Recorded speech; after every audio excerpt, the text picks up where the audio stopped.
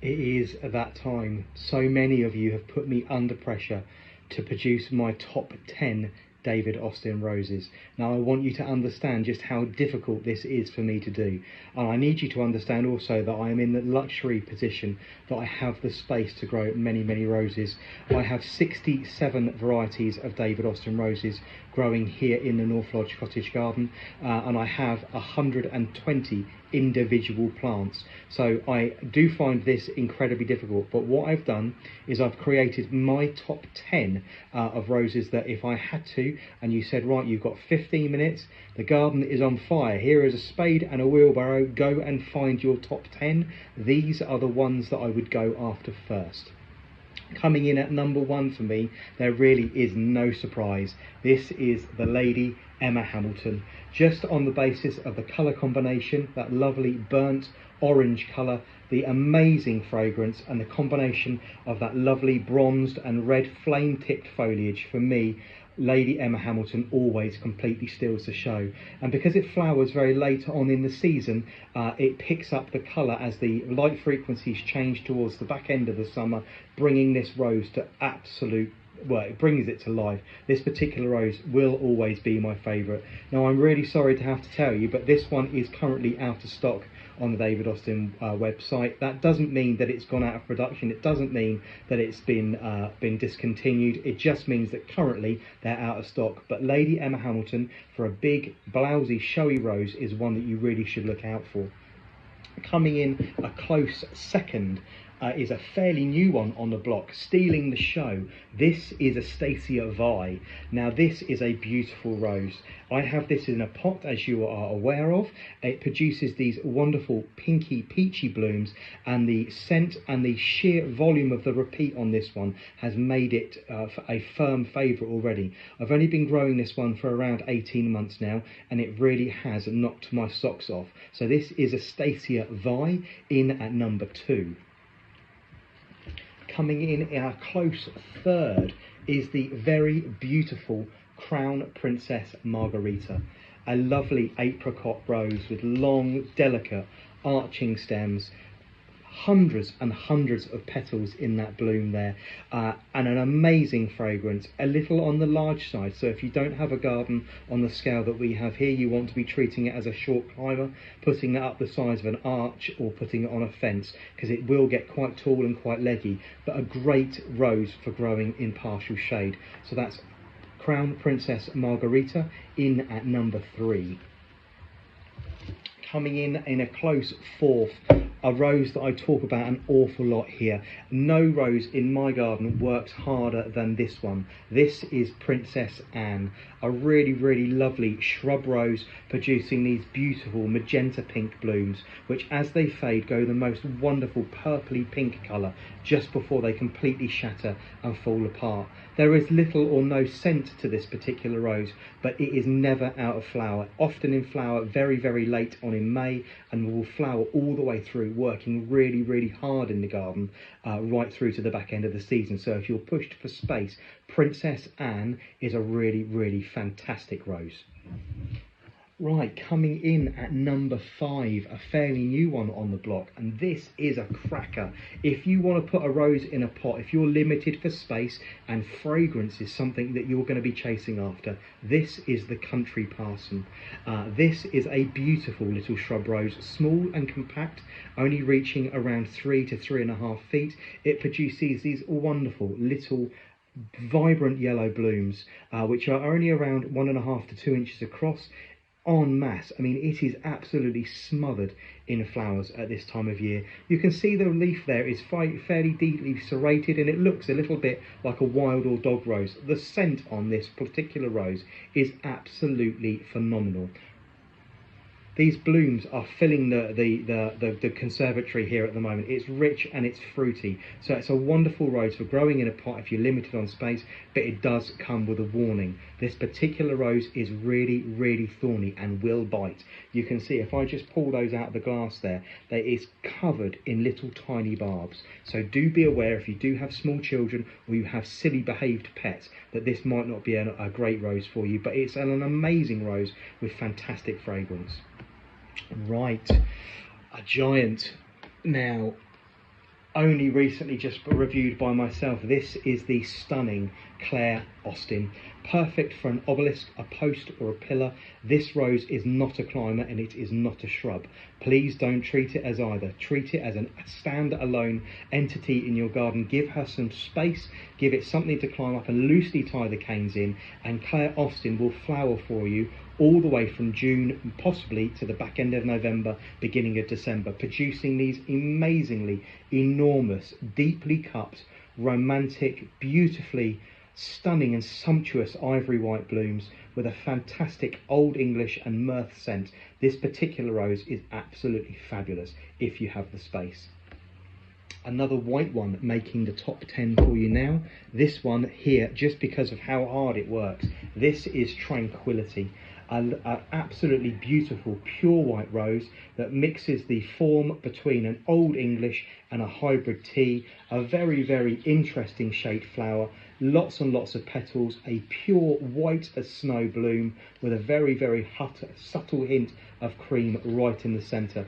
This rose works so hard and will send up singular blooms at the very beginning part of the season, and as it gets into the main part of the season, huge canes are thrown up with 10, 15, 20 blooms per stem, which you'll need to stake because they are simply so heavy.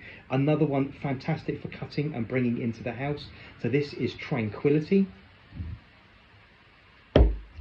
This one not showing particularly well today, but a very, very firm favourite and deserves its place within my top 10, especially because it is so beautiful. This is Sceptered Alocasia. A very lovely, delicate, soft pink flower. I'm going to rotate it slightly for you there. I sound like I'm on QVC, don't I? But there, I'll rotate it for you so you can see the bloom. A very, very deeply cupped, soft pink flower with the most delicate yellow stamens in the very, very centre. The scent on this particular rose is absolutely stunning. Never out of flower. Strong, upright, woody stems means this one stands a test of time in the British summer. The only thing it is particularly prone to, unfortunately, is balling up because it is a fairly deeply cupped flower. But don't let that put you off. Sceptered Isle is really, really very good and deserves its place within my top 10. So good, in fact, I've got another one of these now because one is simply not enough. Now, this little fellow is Harlow Carr. My feature My Rose winner in the 2021 Handbook of Roses of David Austin. This particular photograph of this particular rose is actually in their handbook. I'm very, very proud of that picture, taken last June here at the Northlodge Cottage Garden. Harlow Carr is a really, really good, strong rose that is going to be really hard working for you and incredibly useful. Small and compact, it reaches just under 4 feet by 4 feet, so it's fantastic for putting in a pot. It has the most amazing fragrance, very, very closely related to the country parson, this little fellow here, which we did a second ago. The form is very similar on the flower, a small button rosette flower reaching around 1.5 to 2 inches across, an amazing, rich, strong, fruity fragrance, which is fantastic. So en masse, planted as a small informal hedge to stop people pushing through your boundaries, because it is, again, like the country parson, particularly spiky. Harlow Carr is a strong, little, robust rose. It will take a little bit of salt wind, it will take a little bit of dry. So if you have an exposed site, this little rose will work really well for you anywhere, whether it's in the garden, on a pot, or maybe you're on an elevated site somewhere like a balcony and you're taking a little bit of wind. But this is Harlow Carr, certainly making my top 10. The last and final rose making the top 10 is this one here. This is Jubilee Celebration, an absolutely stunning large bush rose. For me, it makes top 10 on scent alone. A beautiful rose with a peachy pink hue to it, which is utterly delectable. The scent for me is unrivaled across the David Austin collection. The blooms are huge, sometimes in the region of around 4 to 4.5 inches across. It is an absolute stunner. So there we go. There is my top 10. My last rose there is Jubilee Celebration. But hold up. I simply can't cut it down to a 10. There is one more rose that will come from myself, and that is Princess Alexandra of Kent. I'm sorry, I lied to you. I can't do it. I can't cut it to 10. It's 11, I'm afraid. So this is the this is Princess Alexandra of Kent. For me, an absolute cracker of a rose. I say I have this as a shrub, and I have this as a full standard. Enormous blooms are born. They are something in the region of 4.5 to sometimes 5 inches across. Absolutely sumptuous, absolutely stunning, best for health and best for fragrance. This rose, unfortunately, has to find its place somewhere within the top 11. It is an absolute cracker. Now, I did say the top 10 or 11, as it now is, would be the roses that you would force me to go and dig up if you said my garden was on fire and I had 15 minutes with a spade and a wheelbarrow to go and rescue my favourites. However, there are some roses which, for myself, I couldn't possibly leave behind. They don't make top 10, but they are really, really worth you considering and would come very, very highly recommended, especially if you're working in small spaces. The first of those is Roald Dahl. Perfect for a pot. It's a very free-flowering shrub that's great for working in partial shade. Everybody talks about her, but for me, she has a few issues that mean she didn't quite make top 10. Olivia Rose Austin is an absolute stunner. It is beautiful, the most soft, true pink that we grow here at Northlodge. The flowers open virtually completely flat. There is a nice fragrance. The repeat is phenomenal, but she is a little, for me, on the floppy side, and the blooms do happen to sort of drop, and they do look a bit drooped. No matter how many seasons you give her, mine is now in its about 5th or 6th season, it still won't stand up, and the blooms still won't face skywards, which is a little on the frustrating side. As a climber, coming highly recommended for myself if you have the space, is the Generous Gardener, one of David Austin Rose's charity roses, donating £2.50 from every purchase to the National Garden Scheme. The Generous Gardener, if you have the space, reaching 15 to 18 feet as a climber, please do not try and put it in a pot. It is far, far too big. But if you're looking for that really deep, heavily cupped bloom of an old English rose, as a climber, the Generous Gardener is something that you really, really should consider. But it is quite large, and he does have fairly large thorns that you need to be aware of. Now, not one that many of you have heard of, but I would struggle to leave behind, is Benjamin Britten.